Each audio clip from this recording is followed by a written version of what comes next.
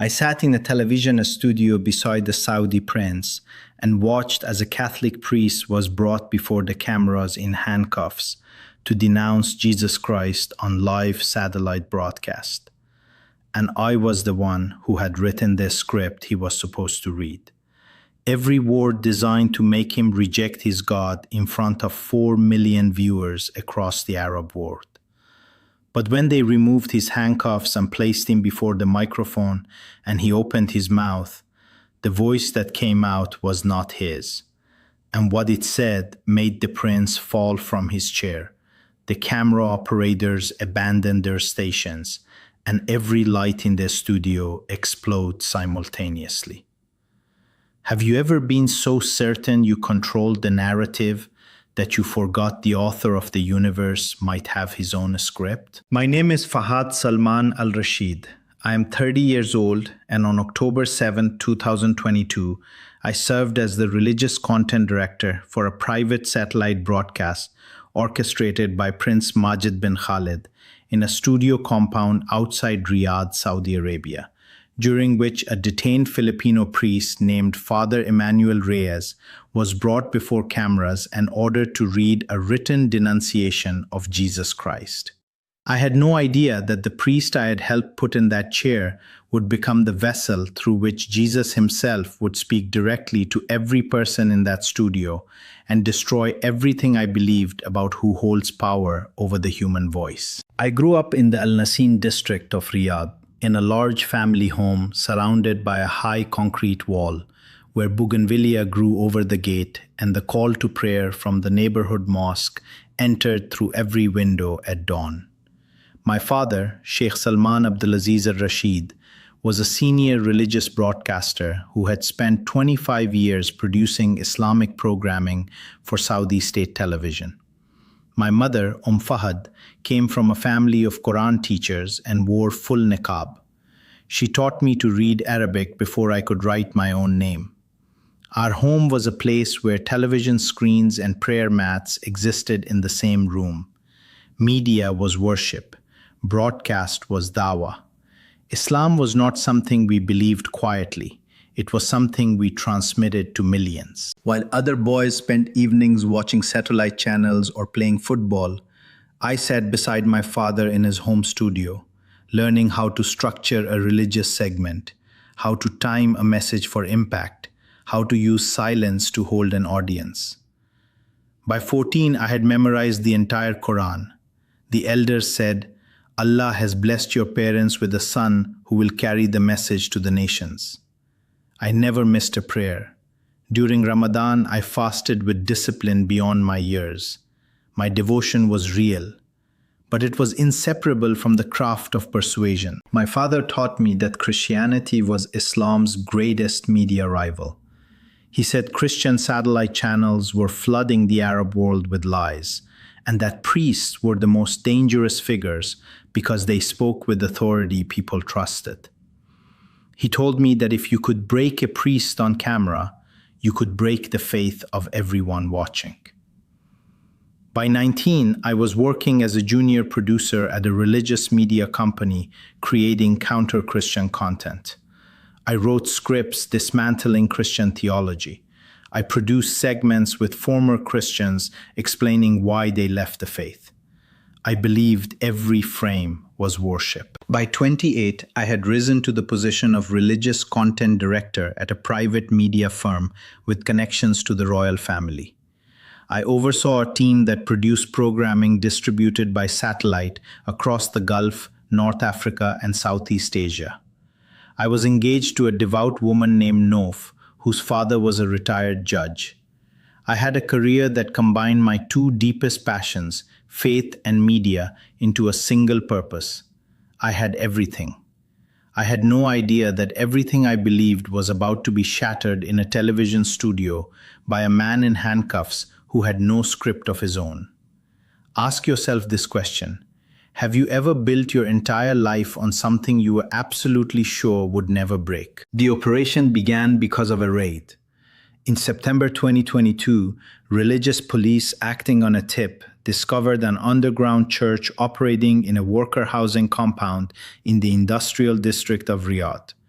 23 Filipino and Indian workers were detained. Among them was a man named Father Emmanuel Reyes. He was 51 years old. He had been ordained in Manila and had come to Saudi Arabia 7 years earlier as a hospital maintenance worker. In secret, he had been leading worship services for the Catholic community among foreign workers. He baptized children in bathtubs. He heard confessions in storage rooms. He celebrated Mass on folding tables with bread from the compound kitchen and grape juice because he could not obtain wine. When the authorities discovered what he had been doing, the scope of his underground ministry shocked them. He had served over 300 Catholic workers across multiple compounds. Prince Majid bin Khalid, a minor royal who controlled the media firm I worked for, saw an opportunity. He proposed a live broadcast in which Father Emmanuel would be brought before cameras and made to renounce his faith, his priesthood, and the Catholic Church on air. The prince wanted it to be the most powerful piece of counter-Christian content ever produced in the kingdom. He asked me to write the script, the words the priest would read. I agreed immediately. I spent 2 days crafting a statement that began with, I, Emmanuel Reyes, a former Catholic priest, publicly declare that Jesus Christ is not God, and continued for 3 pages dismantling every claim of Christianity with words designed to sound as if they came from the priest's own broken conviction. I had no idea that the Jesus whose deity I was scripting a man to deny was preparing to commandeer that very broadcast and speak through the one person in the studio who belonged to him. The studio was built inside Prince Majid's private compound east of Riyadh. Professional equipment, 4 cameras, broadcast quality lighting, a satellite uplink capable of reaching 4 million live viewers across the Gulf and beyond. The set was designed to look like a serious interview program. 2 chairs facing each other, the prince in one, the priest in the other. I sat in the control room behind a glass partition with the director, 2 audio engineers, and a producer named Rami, who operated the teleprompter that would display the script I had written. 6 armed security guards stood at the doors. The broadcast was scheduled for 9 in the evening on a Friday. The night before, I prayed tahajjud at 3 in the morning. I pressed my forehead to the floor and asked Allah to make the broadcast a victory for Islam. But as I prayed, a heaviness settled on my chest, unlike anything I had ever felt. A pressure so intense it made me gasp. My heart raced. The room felt like it was contracting around me. I opened my eyes and the darkness of my bedroom seemed thicker than it should have been, as though something vast and invisible was occupying the space between the walls. I told myself it was excitement. I barely slept. Have you ever been so convinced you were writing the script that you never considered someone else might already have the final draft? They brought Father Emmanuel into the studio at 8:45 in the evening. He was wearing a plain white shirt and dark trousers. His wrists were red from the handcuffs they removed as they seated him in the chair. He was small, thin. His hair was gray. His hands were the hands of a maintenance worker, calloused and rough. But his face held something I was not prepared for. Peace, not resignation. Not the empty calm of a man who has given up. A living, radiant peace that made no sense given his circumstances. He had been detained for 3 weeks. He faced deportation and a permanent ban. His entire underground ministry had been exposed. And he sat in that chair like a man who had already won. It unsettled me. Prince Majid sat across from him in a pristine white thobe. He opened the broadcast with a monologue about the dangers of secret Christian activity in the kingdom. He spoke with confidence and authority. Then he turned to Father Emmanuel and said, "You will now read the statement before you. You will renounce your false faith. You will tell the 4 million people watching that Jesus Christ is not God. And when you do, you will be released and deported peacefully. The teleprompter lit up with my words. 3 pages. The crew was ready. The cameras were rolling. Father Emmanuel looked at the teleprompter. He read the first line silently. Then he looked directly at the prince and said, "I cannot read these words. They are lies. Jesus Christ is the Son of the living God. I will not deny him, not for freedom, not for my life, not for any prince." The prince's jaw tightened. He signaled the guards. 2 men stepped forward and stood behind the priest's chair. The prince leaned in and said, "Read the words or face the full consequences." Father Emmanuel closed his eyes. His lips moved in silent prayer. Then he opened his mouth. That is when it happened. The moment that changed everything I believed about God. The voice that came from Father Emmanuel's mouth was not his voice. It was deeper, fuller. It carried a weight that pressed against the walls of the studio like a physical force. The sound equipment registered it. I watched the audio levels spike on the engineer's board in the control room, far beyond what a human voice should produce. The lights in the studio flickered. Not a power surge, a trembling, as if the electricity itself recognized what was happening. Father Emmanuel's eyes were open, but he was not reading the teleprompter. He was looking directly into the camera, and the voice spoke. It said, "You brought my servant here to silence him, but I cannot be silenced. I spoke through burning bushes. I spoke through the mouths of prophets. I spoke through a donkey. And now I am speaking through this priest, whom you put in chains because he loved me more than his own freedom. You wrote a script to deny me, but I am the word, and no word written against me will stand. Every person watching this broadcast right now, I know your name. I know what you are carrying tonight. I know the question you have been afraid to ask, and the answer is yes. I am real. I am alive, and I am speaking to you right now through a man in handcuffs because my power does not require your permission." The studio erupted. Prince Majid fell backward out of his chair. His face was white. His hands were shaking. One of the security guards dropped his weapon and pressed himself against the wall. The other stumbled toward the door. In the control room, Rami leaped from his chair. The audio engineer ripped off his headphones. I was standing behind the glass partition, and I could feel the voice in my chest, vibrating in my ribs, resonating in my skull. It was not coming from the speakers alone. It was coming from the air, from the walls, from inside me. I could not move. Tears were streaming down my face. I did not decide to cry. My body simply responded to a presence so overwhelming that every defense I had ever built dissolved like smoke. The voice spoke once more. It said, "The chains on this man's wrists are the only honest thing in this studio. He wears them because he chose me over comfort. The rest of you are free, but you are the ones in bondage. I did not come tonight to condemn you. I came because this is the moment I have been preparing for each of you since before you were born. The broadcast you created to silence me is now the testimony I will use to reach every soul watching." Then the lights exploded. Every studio light burst simultaneously. Glass rained down. The studio went dark. The broadcast feed cut. But the satellite uplink had been live for 4 minutes and 11 seconds.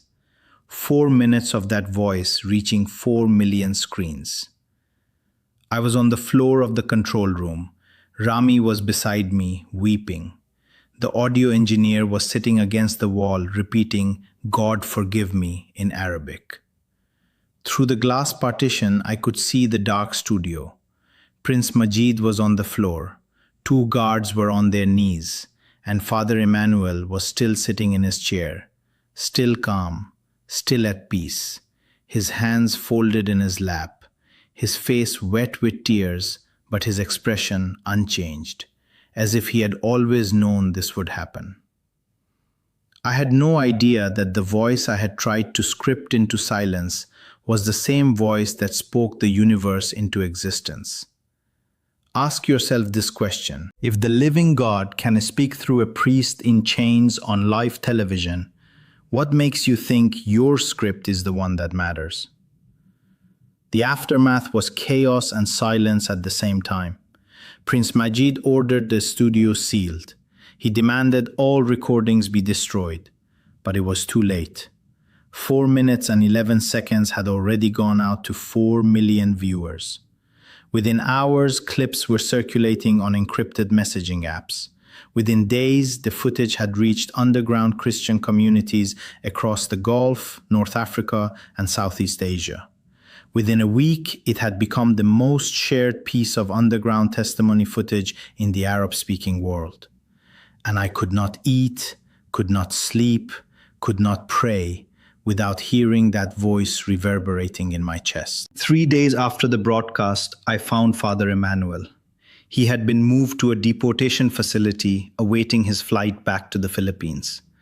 I used my media credentials to get a visitor's pass. I sat across from him in a bare room. He was wearing the same white shirt. His wrists still bore the marks. He looked at me and said, "You wrote the script." I said, "Yes." He said, "He rewrote it." Then he smiled. The same peace, the same impossible calm. I broke. I told him everything. The heaviness before the broadcast, the voice in my chest, the tears I could not stop. He reached across the table and held my hands in his rough, calloused fingers and said, "He loves you, son. He has been waiting for you. The words you write from now on will be his." I wept. And in that deportation facility, sitting across from a priest in chains, I prayed the prayer that burned my whole life to the ground. I said, "Jesus, I wrote scripts to deny you. I built broadcasts to silence you, and you spoke anyway." Through the one man I helped put in chains. I have been wrong about everything. You are the word. Forgive me. I surrender every word I will ever write to you. What happened next changed everything. Father Emmanuel was deported to the Philippines the following week. Before he left, he baptized me in a sink in the deportation facility.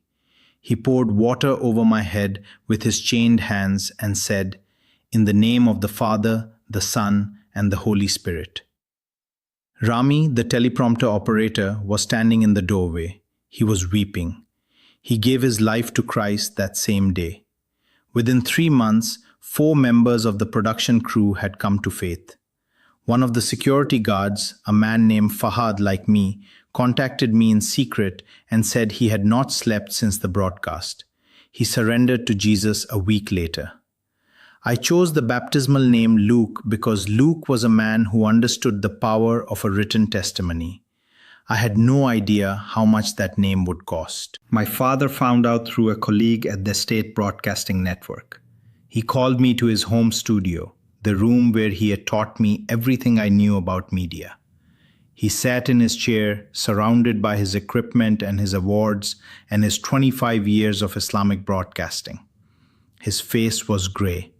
His voice was the quietest I had ever heard it. "You are no longer my son," he said. "You are dead to this family. I built my life putting Islam on screens, and you have destroyed everything by putting your apostasy on the same screens." My mother sent me one voice message. She was crying so hard the words were barely recognizable. "How could you betray your father's legacy?" She blocked my number. Nof came to my apartment the next day. She placed the engagement ring on my desk beside my keyboard and said, "My father says you are an enemy of Islam now." She left. Within weeks, my position was terminated. My professional network evaporated. The religious media community that had been my entire world closed ranks against me. I received death threats so specific I had to leave Riyadh within 10 days. I fled Saudi Arabia with a laptop and a Bible that Father Emmanuel had mailed me from Manila. That is when it happened once more. Not a voice, a peace.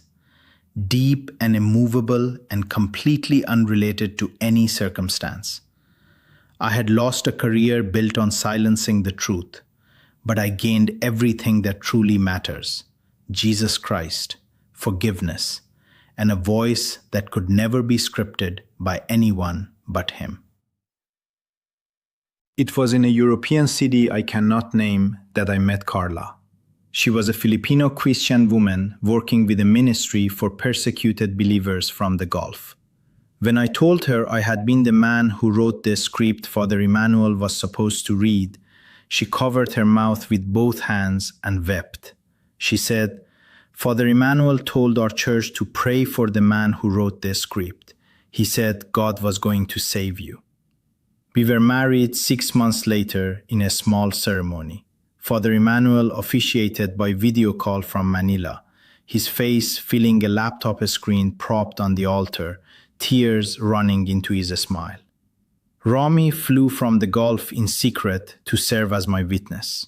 Today, I work in Christian media ministry, producing testimony content for underground distribution across the Arab world. I use every skill my father taught me: the timing, the pacing, the structure, the power of silence. But now every word serves the voice that spoke through a priest in chains. Over 100 Muslims have given their lives to Jesus after encountering the footage from that night or hearing my testimony. Father Emmanuel still serves in Manila. He leads a parish now. No more storage rooms and folding tables. We speak every week. I still send messages to my parents through intermediaries twice a year. I tell them I love them. I tell them about Carla and about our son Emmanuel, named after the priest whose voice God borrowed to save the man who tried to silence him. No response from my father. My mother sent a single message through a relative last month. It said, "I heard your voice on a recording someone shared with me. You sounded different. You sounded free." Ask yourself this question. The religious media director who wrote scripts to make Christians deny Jesus no longer exists. In his place stands a servant of Jesus Christ, who now writes scripts that carry the same voice that broke through a satellite broadcast and brought a prince to the floor. If he can transform someone like me, someone who spent his career crafting words to silence God and watched God speak anyway through the very man he chained to a chair, then he can absolutely transform you. Will you let him in? Or will you keep writing scripts for a broadcast that was never yours to control?